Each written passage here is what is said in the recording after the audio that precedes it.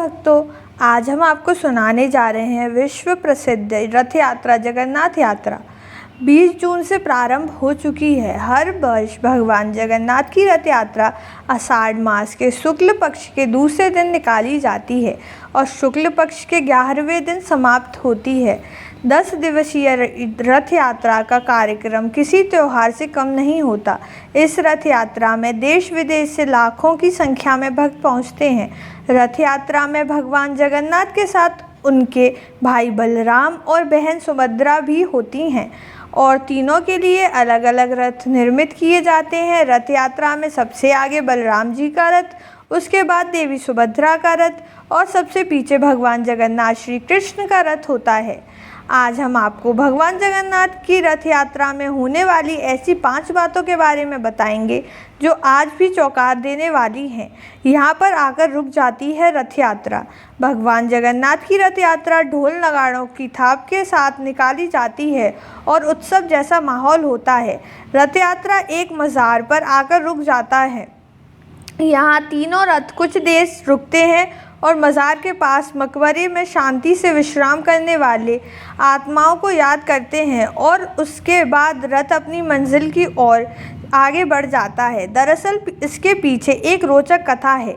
कथा के अनुसार भगवान जगन्नाथ का एक सालबैग नाम का मुसलमान भक्त था।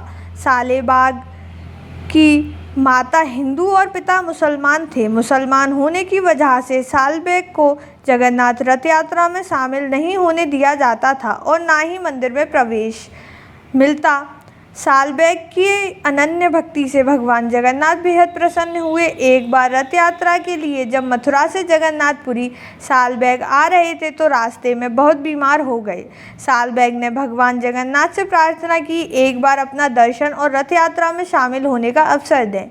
बताया जाता है कि जब रथ सालबैग की कुटिया के पास से गुजर रहा था तो वहां आकर रुक गया और लाख कोशिशों के बाद भी टस से मस नहीं हुआ।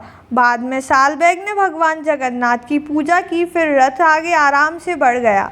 तभी से परंपरा चली आ रही है कि कुछ समय तक सालबैग की मज़ार के पास रथ रुकेगा और फिर मौसी के घर गुंडीचा मंदिर के लिए रथ का पहिया आगे बढ़ता है। इस तरह तैयार होते हैं तीनों रथ। रथ यात्रा के लिए जो रथ बनाया जाता है उसका काम अक्षय तृतीया से शुरू हो जाता है। रथ बनाने के लिए नीम और हांसी के पेड़ों की लकड़ियों का प्रयोग किया जाता है। तीन रथों को बनाने में 8-8 4 पेड़ों का प्रयोग किया जाता है।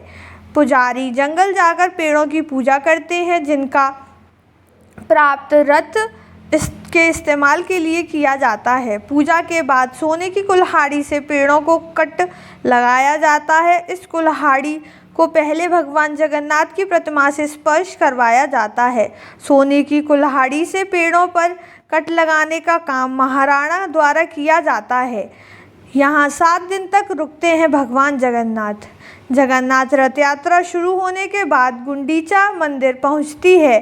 गुंडीचा मंदिर का गुंडीचा बाड़ी भी कहा जाता है। यह भगवान की मौसी का घर है। यहाँ भगवान जगन्नाथ, बलराम और देवी सुभद्रा 7 दिनों तक विश्राम करते हैं। गुंडीचा मंदिर में भगवान जगन्नाथ के दर्शन को आड़प का कहा जाता है। गुंडीचा बाड़ी के बारे में कहा जाता है कि यहीं पर देव शिल्पी विश्वकर्मा ने भगवान जगन्नाथ, बलराम और देवी सुभद्रा की प्रतिमाओं का निर्माण किया था। गुंडीचा भगवान जगन्नाथ की मौसी हैं। भक्ति का सम्मान करते हुए भगवान हर साल उनसे मिलने के लिए आते हैं। हेर पंचमी का यह है महत्व। जगन्नाथ रथ यात्रा के तीसरे दिन यानी पंचमी तिथि को हेरा पंचमी का विशेष महत्व है। इस दिन माता लक्ष्मी भगवान जगन्नाथ को खोजने के लिए आती हैं जो मंदिर छोड़कर भ्रमण पर निकल गए हैं। तब द्वैतापत्य दरवाजे को बंद कर देते हैं जिससे माता लक्ष्मी नाराज़ हो जाती हैं और रथ के पहिए तोड़ देती हैं। इसके बाद हेरा गोहिरी शाहीपुरी नामक एक मोहल्ले में चली जाती हैं जहां देवी लक्ष्मी का मंदिर है। बाद में भगवान जगन्नाथ द्वारा नाराज़ देवी को मनाने की भी परंपरा है। इसे कहते हैं बहुड़ा यात्रा। रथ यात्रा एक सामुदायिक अनुष्ठानिक पर्व होता है। इस मौके पर घरों में कोई पूजा नहीं होती है और ना ही किसी तरह का उपवास रखा जाता है। साथ ही यहाँ एक चीज़ यह भी देखने को मिलती है कि यहाँ किसी भी प्रकार का जाति भेद नहीं किया जाता। जगन्नाथ मंदिर वापस पहुँचने तक सभी प्रतिमाएं रथ में रहती हैं। आषाढ़ मास की दशमी तिथि को जब रथ मंदिर की ओर प्रस्थान करते हैं तब रथों का वापसी की यात्रा को बहुड़ा यात्रा कहते हैं। मंदिर के द्वार एकादशी के खोले जाते हैं, तब विधिवत स्नान करवाकर पुनः स्थापित किया जाता है। रथ यात्रा निकलने का कारण भी यही माना जाता है कि एक बार भगवान जगन्नाथ की बहन सुभद्रा ने नगर देखने की इच्छा की। बहन की इच्छा को पूरा करने के लिए भगवान जगन्नाथ और बलराम उन्हें रथ पर बैठाकर नगर दिखाने के लिए निकल गए। इस दौरान वे अपनी मौसी के घर भी गए जो गुंडीचा में रहती थी। तभी से इस रथ यात्रा की परंपरा शुरू हुई। अब मैं आपको बताऊंगी कुछ रहस्यमयी बातें। बद्रीनाथ धाम को जहां जगत के पालनहार भगवान विष्णु का 8वां बैकुंठ माना जाता है, वहीं जगन्नाथ धाम को भी धरती के बैकुंठ स्वरूप में माना गया है। उड़ीसा के तटवर्ती शहर पुरी में स्थित यह विश्व प्रसिद्ध मंदिर भगवान विष्णु के अवतार श्री कृष्ण को समर्पित है। पुरी का ये पौराणिक मंदिर अपने आप में काफ़ी अलौकिक है। 800 साल से भी ज़्यादा पुराने इस पवित्र मंदिर से जुड़ी ऐसे कई रहस्यमय और चमत्कारी बातें हैं जो आपको हैरान कर देती हैं। इसका जवाब विज्ञान के पास भी नहीं है। हवा से विपरीत लहरता है झंडा। आमतौर पर दिन के समय हवा समुद्र से धरती की तरफ चलती है और शाम को धरती से समुद्र की तरफ। लेकिन आपको जानकर हैरानी होगी कि यहाँ पर यह प्रक्रिया उल्टी है। मंदिर का झंडा हमेशा हवा की दिशा के विपरीत लहराता है। हवा का रुख जिस दिशा में होता है, झंडा उसके विपरीत दिशा में लहराता है। रसोई का रहस्य। कहा जाता है कि जगन्नाथ मंदिर में दुनिया की सबसे बड़ी रसोई है। रसोई का रहस्य है कि यहाँ भगवान का प्रसाद पकाने के लिए 7 बर्तन एक के ऊपर एक रखे जाते हैं। ये बर्तन मिट्टी के होते हैं जिसमें प्रसाद चूल्हे पर ही पकाया जाता है।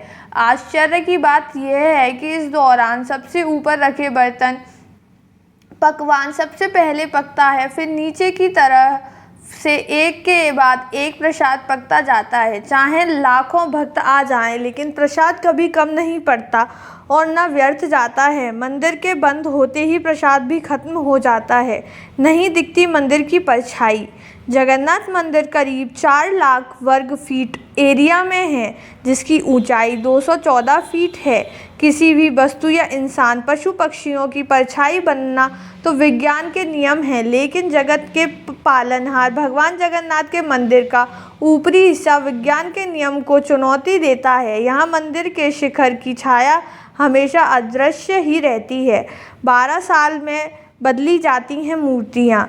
यहाँ हर 12 साल में जगन्नाथ जी, बलदेव और देवी सुभद्रा तीनों की मूर्तियों को बदल दिया जाता है। नई मूर्तियां स्थापित की जाती हैं। मूर्ति बदलने की इस प्रक्रिया से जुड़ा भी एक रोचक किस्सा है। मंदिर के आसपास पूरी तरह अंधेरा कर दिया जाता है। शहर की बिजली काट दी जाती है। मंदिर के बाहर सीआरपीएफ की सुरक्षा तैनात कर दी जाती है। सिर्फ मूर्ति बदलने वाला पुजारी को मंदिर के अंदर जाने की इजाज़त होती है। नहीं नज़र आते पक्षी। आमतौर पर मंदिर, मस्जिद या बड़ी इमारतों पर पक्षियों को बैठा देखा होगा, लेकिन पुरी के मंदिर के ऊपर से ना ही कभी कोई प्लेन उड़ता है और ना ही कोई पक्षी मंदिर के शिखर पर बैठता है। भारत के किसी मंदिर में भी ऐसा नहीं होता। बोलो जय जय बद्रीनाथ भगवान की जय। श्री कृष्ण। राधे राधे।